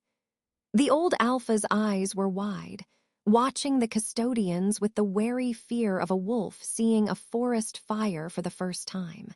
He was out of his depth, and he knew it. "Blackwood," Ronan growled, "this is beyond us." Thorn ignored him. "Selene, don't be a fool, they will take your pups anyway." "I have to try," she screamed, the sound raw. She pointed a trembling finger at Liam. "He is the key. They want him. We trade him, we get our children back." Her warriors began to advance. The lead custodian's electronic voice cut through the chaos. Pacification initiated. It fired, not at Thorn, not at Selene. A bolt of concentrated blue-white energy shot from its weapon and struck a Silvermane warrior who was mid-shift, lunging toward Alara. There was no sound of impact, only a brilliant flash. When the light faded, the warrior was on the ground, not dead, but utterly still. His body was encased in a shimmering, crystalline lattice that seemed to be made of solid light, frozen in a snarl of agony. A collective gasp rippled through the packs. Magic was one thing. This was science of a terrible order. "Neural stasis," the custodian stated. "The next discharge will be lethal. Stand down." But it was too late for stand-downs. The shot was the trigger. Selene, seeing her only hope being literally frozen before her, let out a howl of pure despair and charged, not at the custodians, but straight for Alara. Her warriors followed, a silver tide of desperation. Thorn met them with a roar that shook stones from the cliffs. "Blackwood, to me!" The sentinels fired their crossbows from above, bolts thudding into Silvermane armor.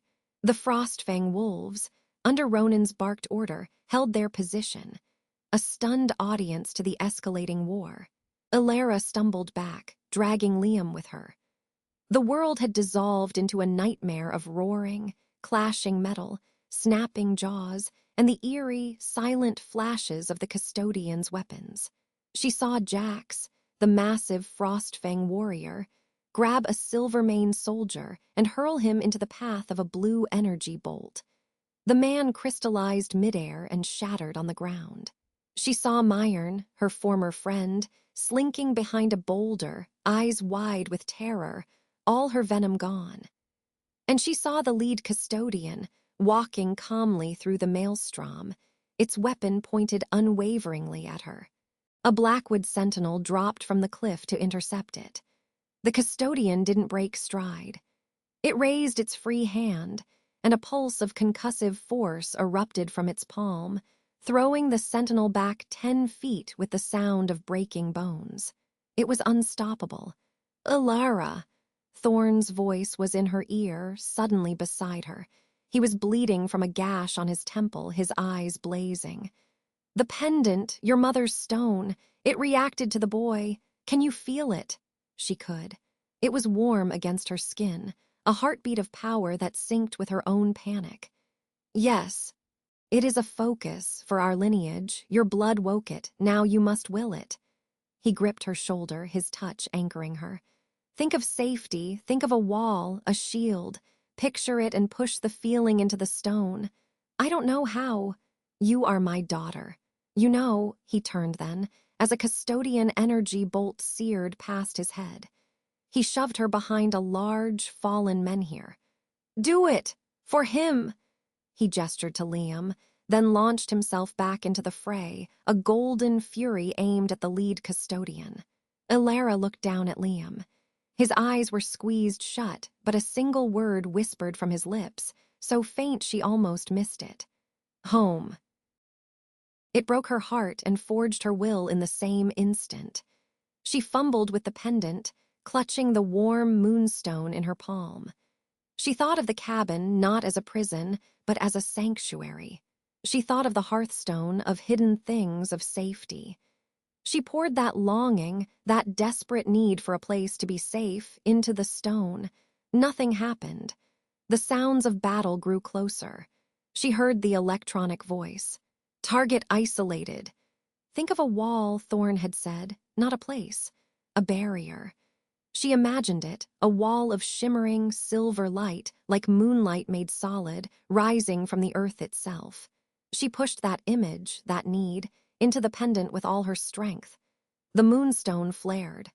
It wasn't a pulse this time. It was a sustained, brilliant glow that shot out a beam of pure, cool light onto the ground before her. Where it struck the earth, the soil and rock didn't burn or melt. They changed. A wall of crystalline silver stone, shot through with veins of blue-white energy, erupted from the ground, curving around her and Liam in a protective crescent. It was 6 feet high and hummed with a low, musical tone. The lead custodian, now only 20 feet away, halted. Its visor scanned the wall. Catalytic reaction confirmed. Energy signature, Blackwood Lichen, Theta class. Asset upgrade to Priority 1 retrieval. It raised its weapon, aiming at the base of the wall. The energy bolt hit the strange material with a deafening crack of discharged power, but the wall held, a web of blue energy spreading across the point of impact but not breaking. Elara sagged against it, stunned. She had done that, she had, but the effort had cost her. A wave of dizziness washed over her, and the wall's light flickered. She couldn't hold it. Across the pass, she saw Thorn locked in a terrifying struggle with the lead custodian. He was in his hybrid form, all muscle and fury, but the custodian's armor deflected his claws, and its strength was augmented, mechanical. It landed a blow to his ribs that sounded like a tree snapping. "Father!" The cry was torn from her. The wall flickered again, its light dying. Liam whimpered, pressing against her. From the cliff ledge, the master, Dr. Vex, let out a sigh of theatrical disappointment. "The drama is compelling, but the data is conclusive. The prototype is unstable without a control environment. The catalyst is untrained. This is a waste of resources." He raised the bone whistle to his lips again, but this time he blew a different sequence. 3 short, sharp blasts. All across the battlefield, the remaining hunters, those not dismembered or crystallized, disengaged instantly. They turned as one and began to scramble, not toward Liam, but back up the cliffs, toward their master. "The cage is recalling its assets," the master announced. "The experiment enters a new phase. Custodians, I leave you to the cleanup. We'll handle the fallout." He turned to melt back into the shadows of the ledge. "No," Selene screamed, abandoning her fight with a Blackwood sentinel. "My pups, you said we could trade." The master paused. "The terms have changed, Commander. The Directorate's arrival complicates the market. But the offer of data remains. Help the custodians secure the prototype and the catalyst, and I will transmit the location of your iterations. You have 30 seconds before my transport arrives, and this window closes." Selene stood, torn, her body trembling. She looked at the retreating master. She looked at the implacable custodians. She looked at Elara, huddled behind her failing wall. Her face hardened into a mask of tragic resolve. She made her choice. "Silvermane," she roared, her voice breaking. "New orders assist the custodians. Capture the Omega and the child. For our pups. The remaining Silvermane warriors, loyal to the bone, shifted their attack with brutal efficiency. Now they fought alongside the custodians, harrying the Blackwood sentinels, pushing toward Alara's crumbling shield. Thorn, seeing the trap close, threw off the lead custodian with a monumental heave. "Alara! Run! To the north, through the cleft. Now—" He didn't wait to see if she obeyed. He placed himself squarely in the path of Selene and 3 custodians, a one-wolf army buying seconds with his life. Alara's wall dissolved into motes of silver light. She grabbed Liam's hand. "Run, Liam, run." They ran, stumbling over the rocky ground, heading for a narrow, dark cleft in the northern cliff face that Thorn had indicated. A tiny passage, too small for a shifted wolf, perhaps even unknown to the others. She heard Thorn's roar of pain behind her. She heard the whine of energy weapons. She didn't look back. They plunged into the darkness of the cleft, the sounds of battle becoming muffled. The passage was tight, damp, and sloped upward. They scrambled, driven by pure adrenaline. After 100 yards of blind, breathless climbing, they burst out into a small, high meadow overlooking a vast, dark forest that stretched to the horizon under a moon now beginning to set. The Blackwood, home. But there was no safety here. Not yet. A shadow detached itself from the trees at the meadow's edge. It was a Blackwood sentinel, a young woman with serious eyes holding a crossbow. She lowered it slightly at the sight of Alara's pendant, still glowing faintly. "Lady Blackwood," the sentinel breathed. "The Alpha said you might come. We are to escort you." A high-pitched whine cut through the air, not a whistle, but the sound of propulsion. From the pass below and behind them, the matte black GLRD craft rose silently into view. It rotated, and a scanning beam of red light swept across the meadow, locking onto them. Then, from the eastern sky, 2 more identical craft appeared, moving with terrifying speed. The sentinel shoved Alara behind her, raising her crossbow at the impossible threat. "Run, my lady! Into the forest! We will hold!" The lead craft fired. Not an energy bolt, a projectile. It struck the sentinel in the chest with a soft thump.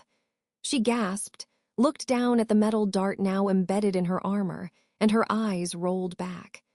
She collapsed, not dead, but in instant, deep unconsciousness. The red beams settled on Alara and Liam, painting them in hellish light.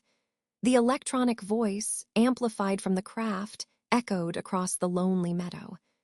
"Assets located. Surrender immediately. You have nowhere left to run." Alara stood, clutching Liam, facing the hovering machines. The vast, promised safety of the Blackwood forest was a taunt, just steps away. Behind her was the cleft, echoing with the sounds of her father's last stand. Before her was a future of cages, of cold science, of being processed. She looked down at Liam's terrified face, then at the moonstone in her hand. Its light was guttering, her strength spent. The craft began to descend, landing gears extending. This was it, the end of the run. But then a new sound. A low, familiar growl from the tree line to the left. A massive, scarred, frost-coated wolf stepped into the moonlight. Alpha Ronin. Behind him emerged Kale, Myron, and a handful of battered Frostfang warriors. They must have fled the pass through another route. Ronin's wolf eyes met Alara's. There was no kindness there, only a grim, bitter calculation. He shifted, his human form old and tired and bleeding. "The world has gone mad, girl," he rasped, staring at the GLRD craft. "Mad with powers I do not understand." He looked at her, and for a fleeting second, she saw the ghost of the Alpha who had exiled her for a simple act of mercy. "But a Frostfang does not bow to machines, not while I draw breath." Kale snarled, glaring at her with undiminished hatred, but he stepped forward, claws out, facing the craft. Even Myron stood, trembling but resolute. They weren't protecting her. They were protecting the last shred of their world. The hatch of the lead craft opened. The 6 custodians stepped out, their weapons raised. Ronan let out a howl, a challenge from a dying age. And as the custodians advanced, and the Frostfang pack prepared to make its last, doomed charge for reasons she couldn't fathom, Alara made a choice of her own. She bent down, put her lips to Liam's ear, and whispered the only thing left to say.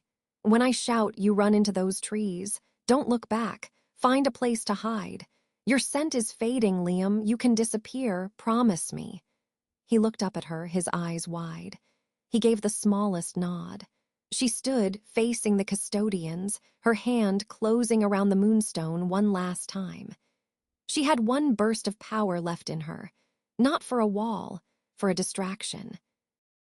She took a deep breath, pouring every ounce of her fear, her love for Liam, her desperate hope for his escape, into the stone. It blazed like a miniature star in her fist. "Now, Liam," she screamed, and she threw the pendant, not at the custodians, but high into the air above the meadow. It exploded. Not with fire, but with a silent, blinding supernova of silver light that washed over everything, bleaching the world, swallowing all sound and shadow. In that moment of stunning, silent blindness, Liam ran. And Alara turned, not to flee, but to face the advancing shadows of the custodians, now visible as dark silhouettes in the fading afterglow. She had saved Liam. She had saved her father's legacy. Now she would face the consequences. The light died. The lead custodian stood before her, its visor inches from her face. It reached out a cold, armored hand, but its grip never closed. Because from the deep shadows of the Blackwood forest, a new voice spoke. A voice of ancient, dry power, like wind through dead leaves. A voice that made even the custodians freeze. "You will not touch the daughter of the Blackwood line." And from the trees emerged not wolves, but figures tall and slender, with eyes that held the chill of deep winter and skin that seemed woven from bark and shadow. The true guardians of the Blackwood, and they did not look pleased. The lead custodian's head tilted. Its electronic voice held, for the first time, a note of something like surprise. "Fey incursion. This territory is under GLRD jurisdiction." The tallest of the forest figures smiled, a sight more terrifying than any snarl. "Your jurisdiction," it whispered, the sound carrying on a sudden, icy breeze, "ends where our roots begin." And the very ground of the meadow began to writhe. The last thing Alara saw was the forest floor rushing up to meet her. The world dissolved into a roar of wind, the shriek of energy weapons, and her father's distant, shattered cry of her name. What happened next changed everything. She did not hit the ground. A cold, impossibly strong current of air caught her, cradling her broken body like a leaf in a stream. The scent of petrichor and ancient, blooming frost filled her lungs, not the sterile ozone of the custodians, but the deep, wild magic of the woods themselves. She was lowered gently onto a bed of soft moss at the feet of the Fey guardians. Her vision swam. The towering figures looked down at her, their winter-chill eyes holding galaxies of silent thought. The one closest to her, its skin like polished birch bark, tilted its head. A voice, like wind through pine needles, spoke directly into her mind. "The stone sings of a stolen daughter's blood. It pleads for sanctuary. We answer." Around them, the world had frozen. The 6 custodians stood in a perfect hexagon, their weapons still humming, but aimed now at the circle of Fey who had simply appeared between them and their targets. Thorn was 20 yards away, half-shifted, claws dug into the earth, held back by 2 more Fey who had manifested at his flanks. Their touch was not hostile, but immovable, like ancient roots. Alpha Ronan and his remaining Frostfang warriors were a battered line to the south, panting and bloodied, caught mid-snarl. To the west, Commander Selene and her Silvermane fighters were similarly stalled, their path to Alara blocked by another slender, bark-skinned guardian. Liam was a small, trembling shape behind Thorn, his wide eyes fixed on Alara. The lead custodian's electronic voice broke the unnatural silence. "You are interfering with a sanctioned retrieval operation in a designated neutral zone. Stand aside." The birch-skinned Fae did not turn. Its gaze remained on Alara, but its voice projected to all. "There are no neutral zones here. This is Blackwood.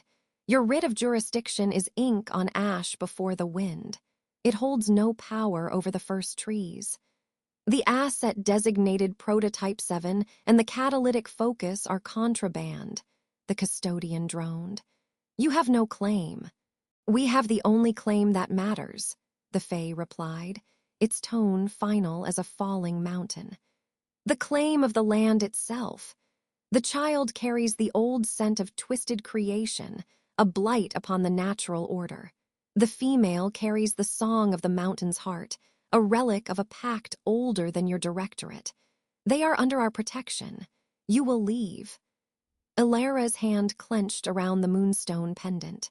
It was warm, pulsing in time with her frantic heartbeat, and with a deeper, slower rhythm that seemed to come from the very soil beneath her. "Compliance is not optional," the custodian stated. Its weapon barrel glowed brighter. "You will be pacified." The Fae Guardian finally turned its head toward the mechanical soldiers. A faint, cold smile touched its wooden lips. "You are loud little things. You break the silence." It raised a hand. The forest moved. Roots thick as a man's torso erupted from the ground beneath the custodian's feet, not with violence, but with inevitable, grinding force. They wrapped around armored legs, not to crush, but to anchor. Vines, studded with thorns like iron, whipped from the canopy, entangling weapons, pulling arms wide. The custodians fired, searing blue bolts of energy that scorched bark and ignited patches of moss. But for every vine severed, 3 more took its place.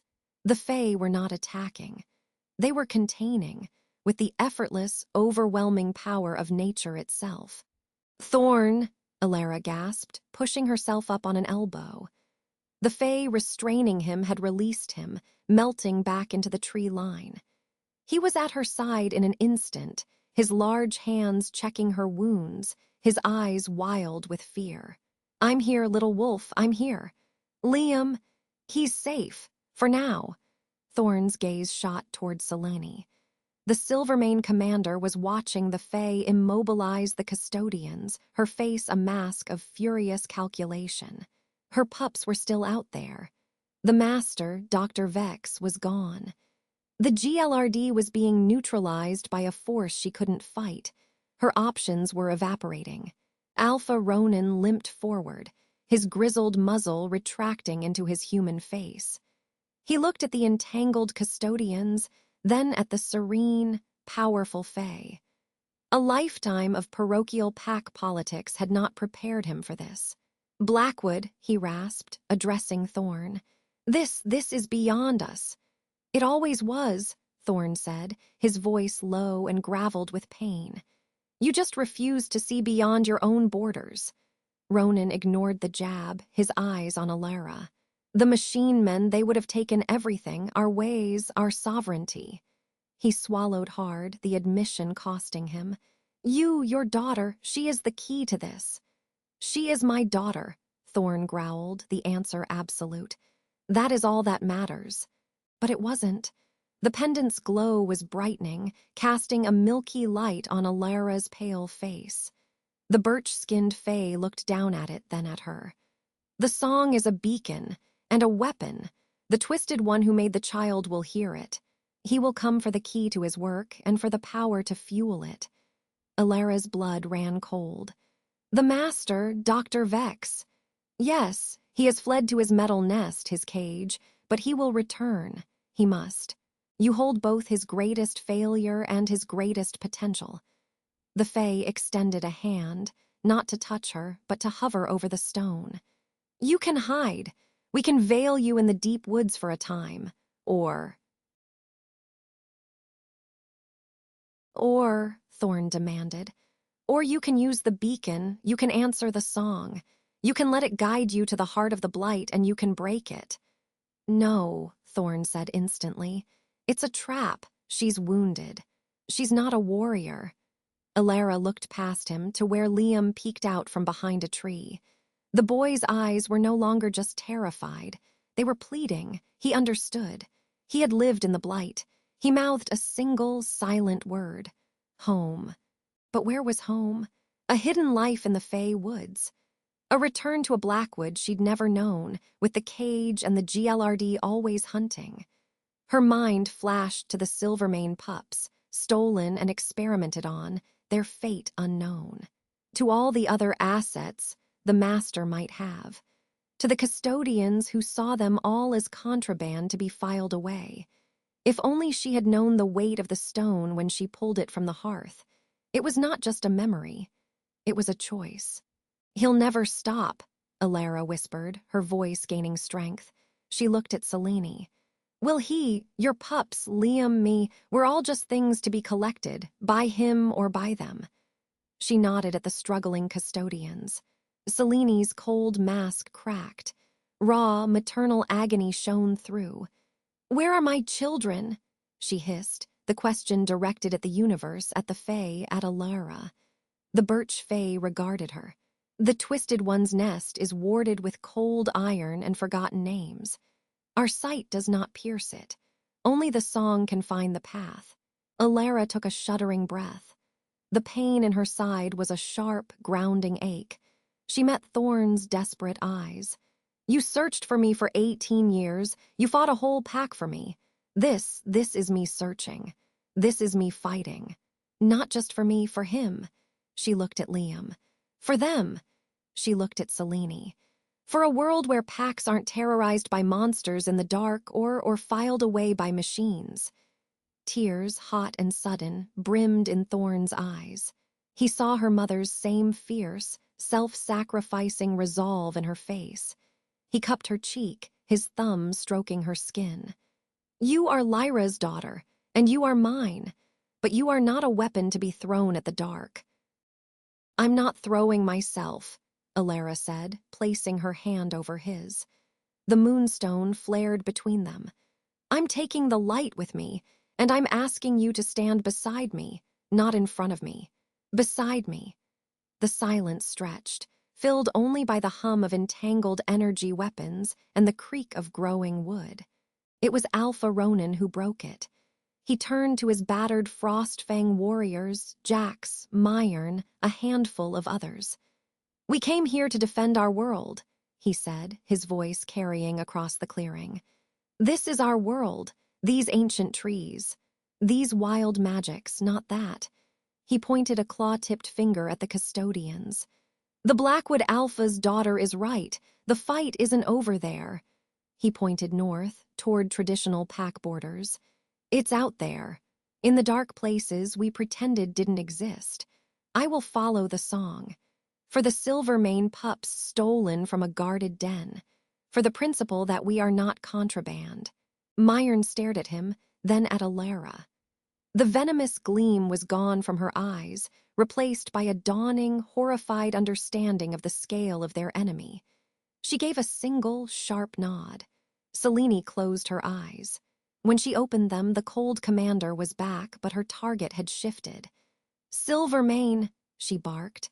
Her warriors snapped to attention. Our objective remains recover the heirs. The path to them lies with the Blackwood female and the prototype. We will follow, we will retrieve our young, and we will burn the cage to the ground. Her icy gaze locked with Thorn's. A temporary alliance, Blackwood, until my pups are safe. Thorn held her stare for a long moment, then looked back at Alara. He saw the decision etched in every line of her face. He bowed his head, a king yielding to a queen. Then we go together. The birch-skinned Fae observed the sudden, fragile coalition of ancient enemies. It seemed pleased. The song grows stronger in chorus, it mused. it knelt before Alara. Focus on the stone. Seek not to control the song, but to listen. Ask it to show you the way to the heart of the distortion, to the place where the natural song is silenced. Alara nodded, closing her fingers around the pendant. She closed her eyes. She let the pain, the fear, the love for Liam, the newfound connection to Thorn, the desperate hope for Seleni's pups, all of it flow into the stone. She didn't push, she asked. The moonstone erupted with light. It wasn't a flash, but a sustained, radiant beam that shot from the pendant, not upward, but eastward, cutting through the trees like a solid, luminous road.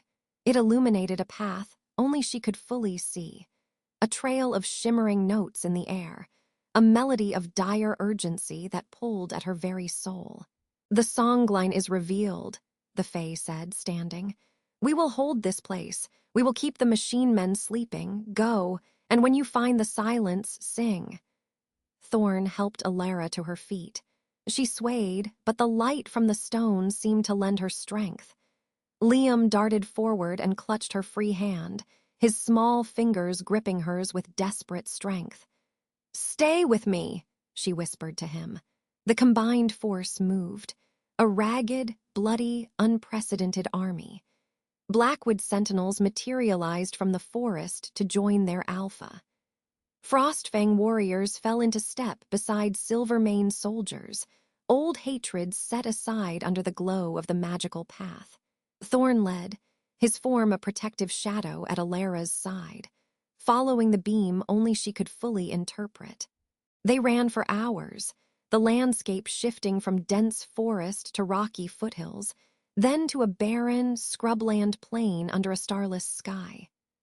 The songline led them to a place that felt dead, a valley where the wind didn't blow and no insects chirped. In the center, built into the side of a desolate mountain, was a complex of sleek, gray metal and dark glass. No lights shone from within. It emitted a low, subaudible hum that made their teeth ache. This was no ancient fortress. It was a modern, sterile nightmare. The cage. The moonstone's beam terminated at a massive, seamless metal door. The coalition gathered before it, a breath held collectively. The silence was absolute, oppressive. How do we enter? Selene whispered, her voice strained. Alara, guided by the song, walked forward. She placed her palm and the moonstone against it on the cold metal. The door didn't open. Instead, a holographic interface flickered to life beside it. A complex, shifting puzzle of geometric symbols and lycanthropic runes. A security system. It requires a key, Thorn muttered, examining it. A genetic or magical signature. Liam let go of Alara's hand. He stepped up to the interface, his small face solemn. He reached out and placed his own palm on a separate, smaller panel. It glowed red, scanning him. A mechanical voice echoed from a hidden speaker. Prototype 7. Identity confirmed. Asset return logged. Welcome home. The massive door hissed, unlocking with a series of heavy clunks. Selene snarled, about to lunge inside, but Thorn held out an arm. Wait, it's what he expects. Alara looked at Liam. The boy was trembling violently, staring into the dark corridor beyond. The scent of mountain ash, rain, and old blood wafted out, the scent of the cage. She knelt before him, ignoring the stab of pain. You are not an asset, Liam. You are a boy. You are brave. You led us home so we could end this. Stay behind Thorn. Stay safe. He looked at her, then threw his thin arms around her neck in a brief, fierce hug before darting behind Thorn's legs. Thorn gave the orders. Blackwood and Frostfang clear the entrance. Silvermane with Selene and me, we find the pups. Alara, you and Liam stay. No, Alara said, her voice firm. The song, it's pulling me inward, to the center. That's where he'll be, that's where, though, the silence is. She touched the pendant. I have to go. The argument died before it began. They all felt it. This was her path. They breached the door. The interior was a labyrinth of white corridors, clean and cold. The silence was broken only by the hum of machinery and their own footsteps. They encountered no guards, no hunters. It felt abandoned. But the deeper they went, the stronger the feeling of dread became. They split at a central junction. Selene, Thorne, and a contingent peeled off down a corridor marked with sterile signs, following the faint, desperate whimpers of young wolves that only their sharp ears could detect. Elara, with Liam's hand back in hers and a guard of 2 Blackwood sentinels, followed the moonstone pull. It led her down, into the heart of the mountain, to a set of double doors that hissed open at her approach. The room beyond was a cavernous laboratory. It was not the dungeon she'd imagined, but a place of chilling science. Stasis tanks lined the walls, filled with amber fluid. Some were empty, some contained things. Wolf-like shapes with too many limbs, distorted features, failed experiments. In the center of the room, on a raised platform, stood Dr. Vex. He had removed his cloak, wearing a simple gray uniform. He was studying a holographic data stream, his back to her. "I calculated a 67% probability you would come," he said without turning, his voice echoing in the vast space. "The catalytic focus provides a compelling lure, and Prototype 7's emotional attachment to you made the variables clear." Elara stepped inside, the sentinels flanking her. "It's over. The packs are here. They're freeing the children. The derivative iterations, a worthwhile loss of data. The true prize has returned." He finally turned, his hollow eyes landing on Liam, then on the glowing stone at Elara's throat. "The prototype and the power source, together. With you, daughter of Blackwood, as the conduit, we can finally begin Phase 2. "You're not taking him," Elara said, her voice shaking but clear. "I don't need to take him," Vex said, smiling thinly. He pressed a button on a console. Panels in the floor slid open. From below, mechanical arms rose, holding sleek silver collars, dozens of them. "I just need to activate him." A high-pitched whistle, emitted from the speakers, filled the room. Liam screamed, clapping his hands over his ears and collapsing. The sound was the same command that controlled the hunters. Elara dropped to her knees beside him. "Liam, fight it," but the boy's eyes were glazing over. A low, mechanical growl started in his throat. The scent of ash and blood intensified. The collars on the mechanical arms began to glow. Vex watched, clinical and fascinated. "Observe." The embedded obedience triggers. The prototype will don the control collar, and then, using the energy from your pendant, he will compel all other viable units in range to do the same. My army will awaken, and it will be leashed. One of the mechanical arms snaked toward Liam's throat. "No!" Elara threw herself over Liam. The moonstone, pressed between them, flared with incandescent fury. Sing, the Fae had said. She didn't know how to sing, but she knew how to scream.